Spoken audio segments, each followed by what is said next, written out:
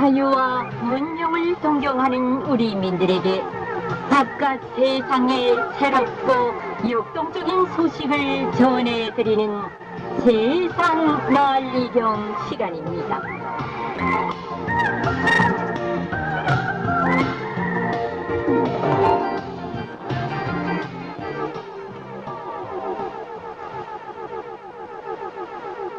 오늘 이 시간에는 대만의 코로나 대응 성과와 경제 성장률에 대해서 전해드리겠습니다.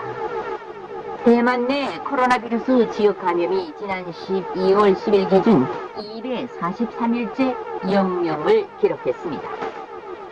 지난 4월 10일 이후 해외 유입을 제외하면 대만 내 코로나 비루스 확진자는 단 한 건도 없습니다. 2,300만 명의 인구를 가진 대만의 누적 코로나 비루스 확진자 수는 이날까지 724명, 사망자 수는 7명입니다. 싱가포르, 홍콩 등 초기 방역에 성공했던 지역들도 코로나 비루스 집단 감염 발생으로 2차, 3차 대확산을 겪고 있지만 대만은 초기 방역 성과를 꾸준히 유지하고 있습니다.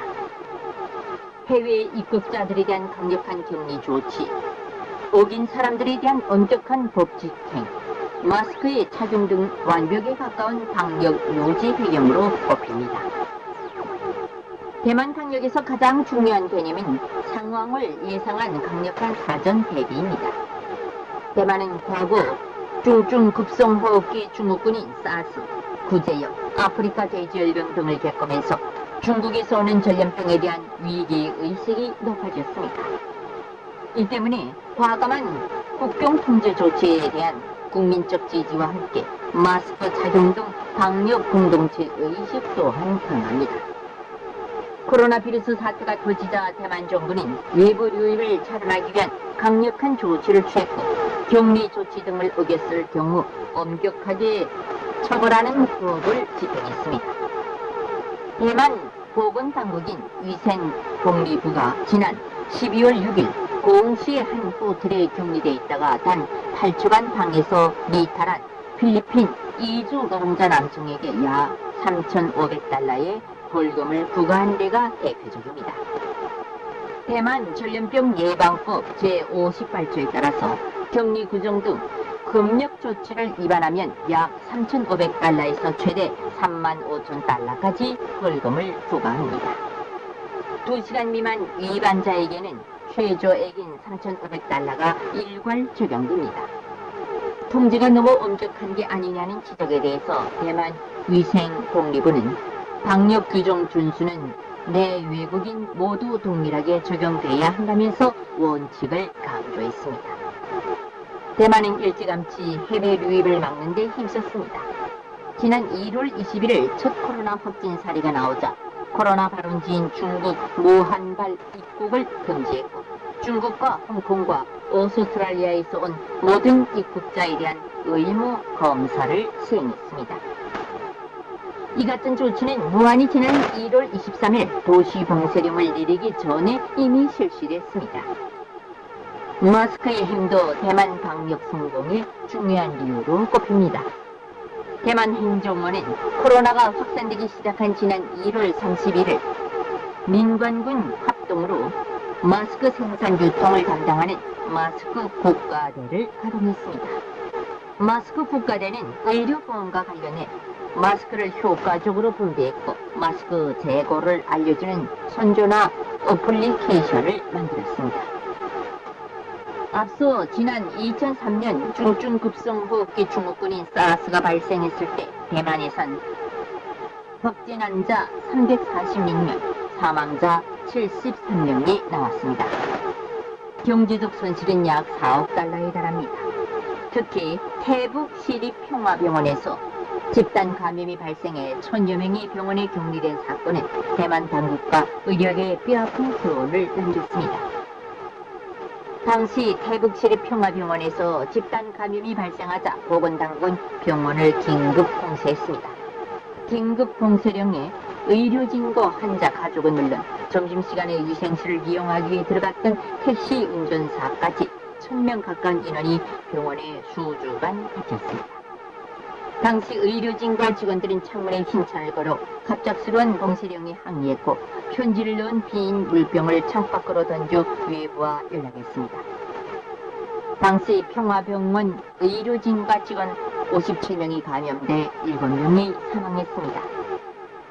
평화병원 사건을 반면 교사로 삼은 대만은 전염병 방지법을 전면 개정하는 등 전국적 전염병 대응 체계를 구축했습니다. 개정된 전염병 방지법에는 대규모 전염병 확산 시 각 병원의 대응 원칙과 긴급 상황 시 감염병 전문병원 전환 등 구체적 지침이 추가됐습니다. 이 같은 정책이 코로나 속에서도 극단적인 봉쇄 조치 없이도 국민들의 건강을 지키는 데 큰 힘을 발휘했다는 평가가 나옵니다. 현재 대만은 전 세계에서 코로나 비루스 방역 수준이 가장 우수하다는 평가를 받고 있습니다. 이 평가는 단순히 코로나 비루스를 잘 막았다는 의미만은 아닙니다.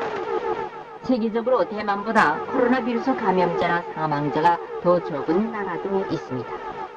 그럼에도 불구하고 대만이 가장 높은 평가를 받는 것은 경제가 침체되지 않고 함께 성장했기 때문입니다. 실제로 올해 대만이 30년 만에 중국 본토보다 높은 경제 성장률을 기록할 것이라는 전망이 나왔습니다.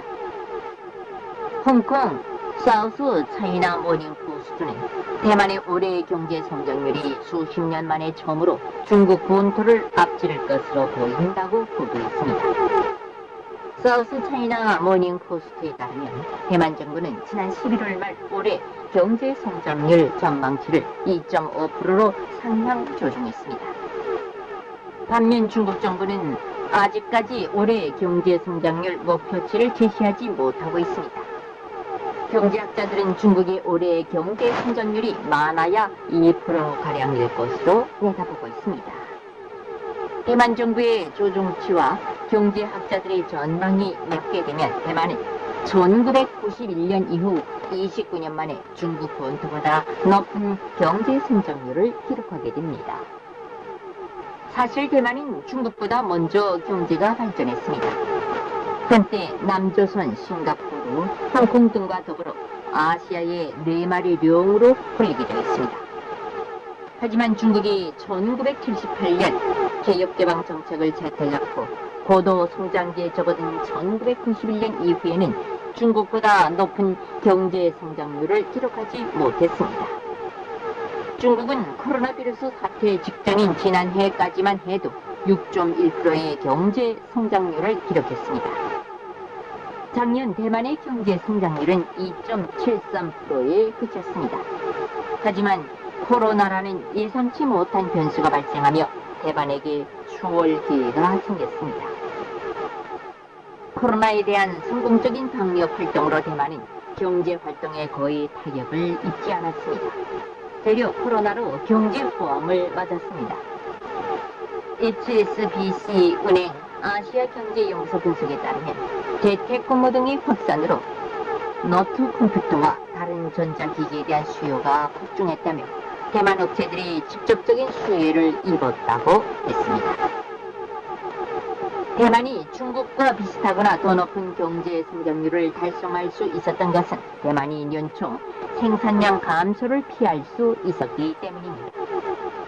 반면 중국은 1분기에 큰 규모의 경제 폐쇄를 단행했습니다. 미국과 중국의 무역 전쟁도 대만에겐 호재였습니다.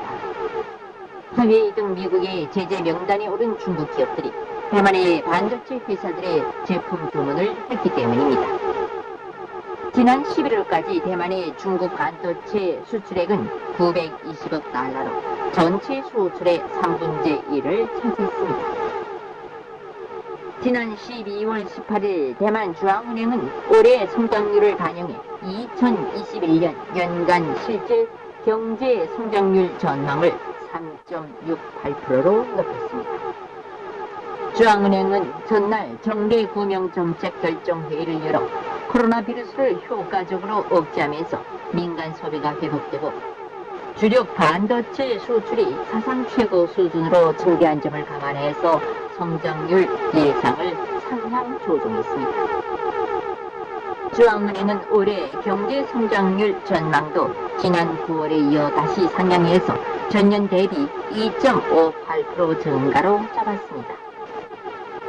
금융정책 결정회의 이후 기자회견에 나선 양금룡 중앙은행 총재는 현 경제 상황에 관해서 세계 경제가 여전히 많은 어려움을 안고 있지만 대만 경제는 외수에 힘입어 견실하다고 밝혔습니다.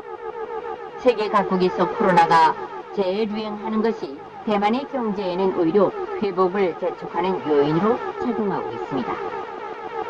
재택근무에서 사용하는 컴퓨터와 서버기 등 정보기술 제품의 수요가 크게 증가함에 따라 이들 부분에서 강세를 보이는 대만의 수출이 급증하고 있습니다. 내년에도 코로나 예방약 공급으로 세계 경제가 회복 궤도에 진입하면 대만 경제는 한층 성장률이 상향할 것으로 관측됩니다. 대만 중앙은행은 2021년 근원 소비자 물가 지수를 전년 대비 0.71% 점쳤습니다. 양금룡 총재는 내년엔 특히 내수가 대만 경제를 견인할 것이라고 진단했습니다. 대만은 방역과 경제라는 두 마리의 토끼를 다 잡음으로써 세계의 모범이 되고 있습니다. 그럼 오늘 이야기는 여기서 마치겠습니다.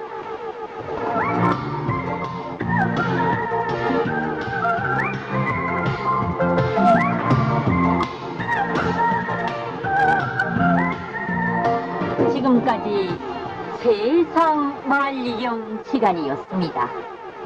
여러분 안녕히 계십시오.